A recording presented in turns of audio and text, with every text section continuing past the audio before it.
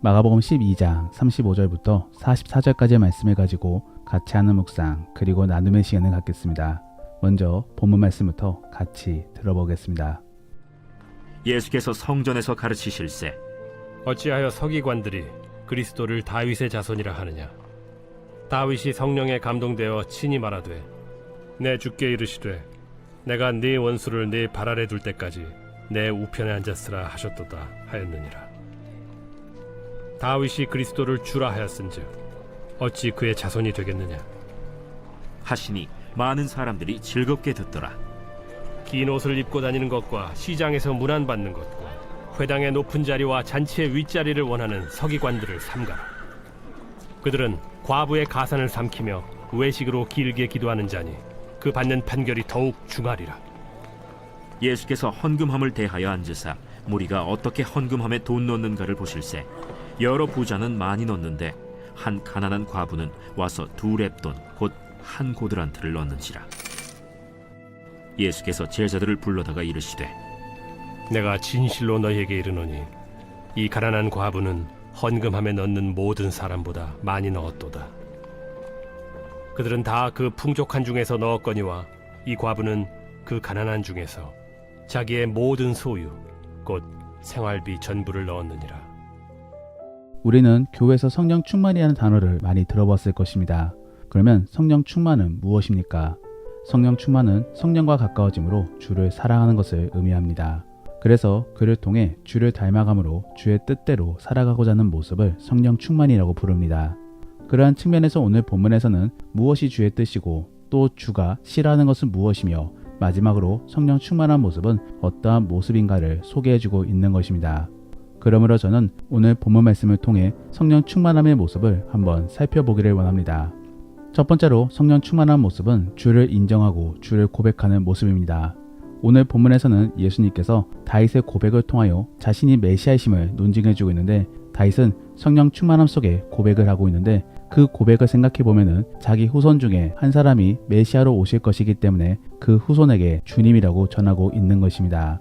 일반적으로 주는 높은 사람이나 윗사람에게 쓸 수 있는 표현입니다. 자기 후손 및 아랫사람에게 쓸 수 있는 표현이 아닌 것입니다. 하지만 다윗은 성령 충만함 속에 그 메시아가 어떠한 존재인지를 알게 되었습니다. 그러므로 하나님을 부를 때 쓰는 표현인 주님이라고 표현하고 있는 것입니다. 이러한 부분들에 대하여 예수님은 이상하지 않느냐라고 묻고 계신 것입니다. 결국 다윗도 메시아를 인정함으로 주님이라고 부르고 있는데 너희는 왜 인정하지 못하냐라고 묻고 있는 것입니다. 우리는 이 말씀을 통하여 과거의 구약 사람들도 예수님을 깨달았고 고백하였음을 알 수 있습니다. 다만 그들은 미래를 볼 수 있기 때문에 고백하고 있는 것이 아니라 그저 성령 충만함 속에 성령의 감동을 통하여 전하고 있음을 예수님께서는 전하고 있는 것입니다. 우리는 이러한 내용들을 통하여 결국에 성령 충만하게 되면 주를 고백하게 된다라는 사실을 알 수 있는 것입니다.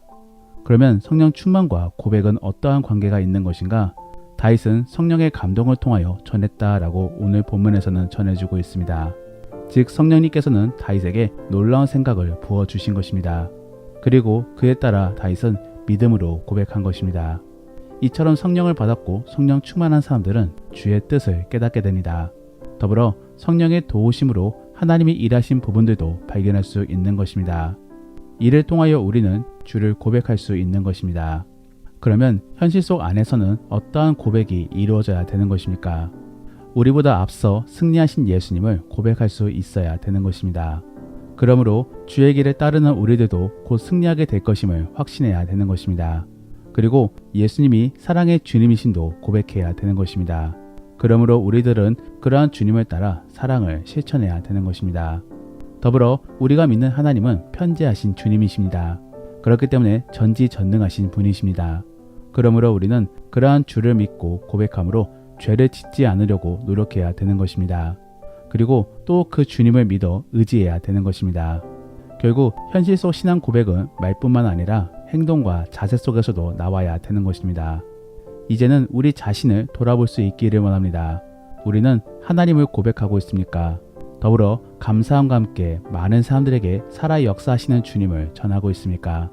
우리 자신을 돌아볼 수 있기를 원합니다. 그래서 성령 충만한지를 한번 살펴보시기를 바랍니다. 그러면 성령 충만함은 꼭 확인해 봐야 되는 것입니까? 네, 확인해야 됩니다. 왜냐하면 그를 통하여 구원을 얻었음을 확신할 수 있기 때문입니다. 그리고 그를 통해 믿음의 담대함을 얻을 수도 있는 것입니다. 그러므로 그러한 확인을 통해 담대히 주를 바라볼 수 있기를 원합니다. 두 번째로 성령 충만하게 되면 겸손해지게 됩니다. 왜냐하면 성령 충만한 사람들은 성령의 역사하심 속에 죄의 찔림을 얻고 그를 통하여 회개하면서 겸손해지기 때문입니다. 그러므로 만일 거만하거나 겸손하지 않으면 성령 충만하지 못한 모습인 것입니다. 이러한 부분들을 예수님께서는 거만한 서기관들을 통하여 말씀해주고 계십니다. 그들은 남에게 주목받기를 원하였습니다. 그러므로 예식 속에서 입는 옷들을 입고 다니며 시장이나 회당 속에서 높임받기를 원하였던 것입니다. 더불어 율법을 가르쳐주면 당연히 주의 뜻을 알았을 것인데 오히려 주의 뜻을 거슬러 약자의 재산을 갈취하였습니다. 결국 약자를 섬겨야 됨을 잘 알고 많은 사람들에게 전해주었을 것인데 오히려 말로써 속임으로써 순수한 자들의 재산을 갈취하였던 것입니다. 그러면서도 한편으로는 오랫동안 기도하면서 온갖 거룩한 척은 다 했던 것입니다. 그렇게 그들은 사람들을 속이며 자기의 입속미, 명예만을 추구하였던 것입니다. 그런데 사실 이러한 모습은 오늘날의 우리에게도 분명히 있습니다. 우리는 교회 안에서 거룩한 척을 하면서 도도한 신앙생활을 가지려고 합니다. 또한 하나님보다도 나의 명예와 나의 유익을 위하여 더욱더 신경을 씁니다. 그러면서도 한편으로는 남을 정죄하는 데는 1등인 것이지요. 한 가지 예로 기도는 어떻습니까? 우리는 분명히 기도를 해야 되는 것입니다. 하지만 남을 정죄하는 데 있어 기도가 도구가 되어서는 안 되는 것입니다. 그러므로 기도를 안 한다고 해서 정죄하고 핀잔을 줄 것이 아니라 오히려 내가 먼저 기도해 줌 속에 상대방이 기도에 대하여 물어볼 때까지를 기다려야 되는 것입니다. 그리고 신앙생활에 있어서도 그저 말로서만 가르치려고 하는 것이 아니라 먼저 행동 속에서 보여줘야 되는 것입니다. 그러면 자연스럽게 선한 영향력이 흘러가게 되는 것입니다. 그러면 결국 상대방도 나의 신앙생활을 따라하게 되는 것이지요.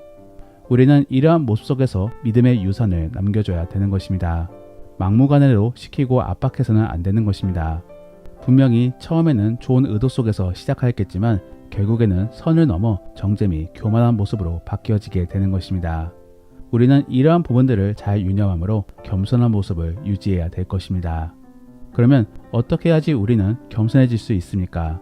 바로 앞서도 이야기했듯이 회개 속에서 겸손해져야 되는 것입니다. 그러므로 우리는 계속적으로 기도함 속에 회개해야 될 것입니다. 그리고 그를 통하여 결국에 겸손의 모습으로 나아가야 되는 것입니다. 정말로 그러한 모습을 통해 성령 충만한 사람이 될 수 있기를 원합니다.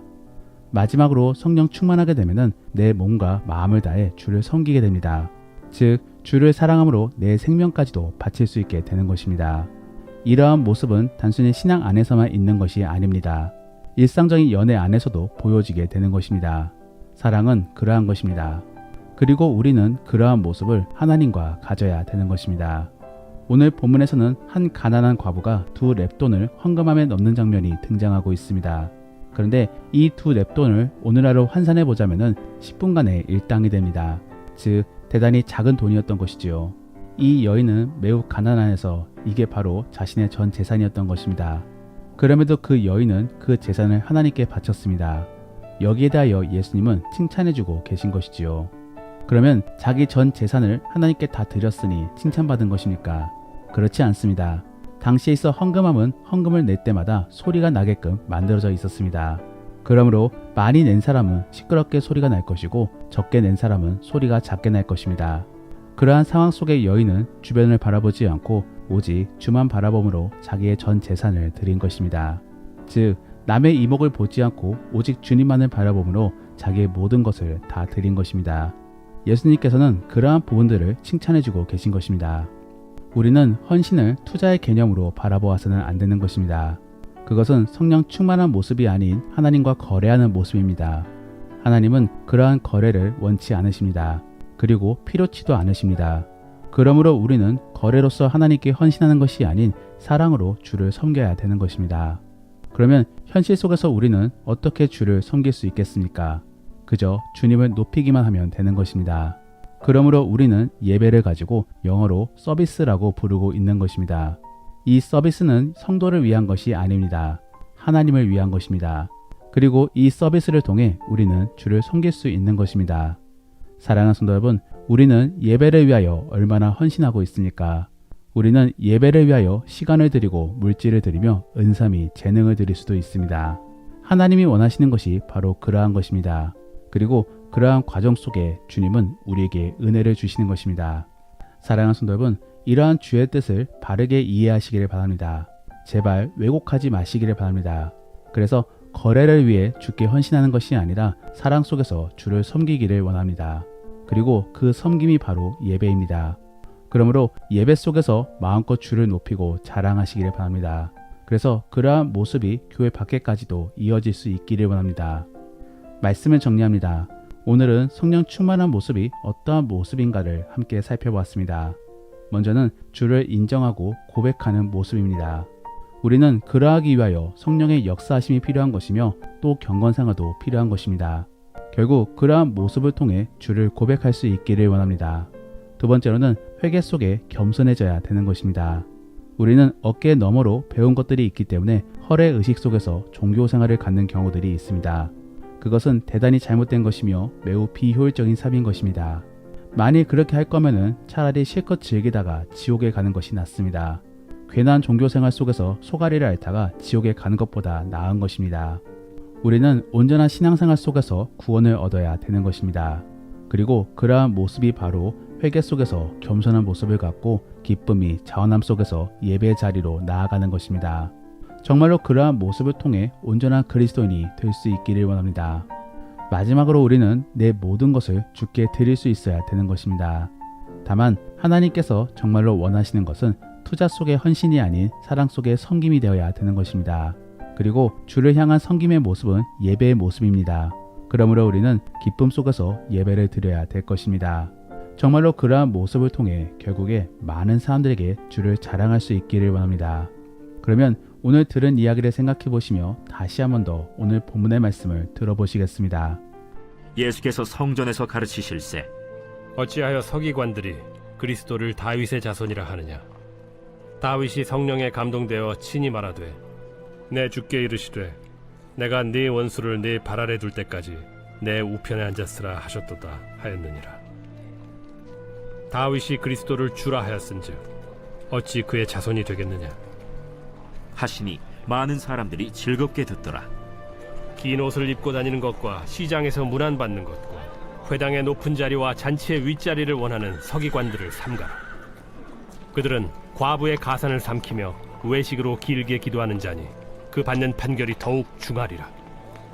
예수께서 헌금함을 대하여 앉으사 무리가 어떻게 헌금함에 돈 넣는가를 보실세 여러 부자는 많이 넣는데 한 가난한 과부는 와서 2렙돈 곧 한 고드란트를 넣는지라.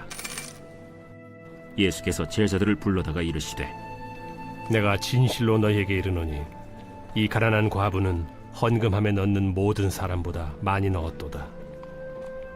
그들은 다 그 풍족한 중에서 넣었거니와 이 과부는 그 가난한 중에서 자기의 모든 소유 곧 생활비 전부를 넣었느니라. 우리가 오늘 말씀을 통해 실천해보기 원하는 생활숙제는 감사한 부분들을 생각해 보시면서 미리 감사헌금을 준비해 보시기를 바랍니다.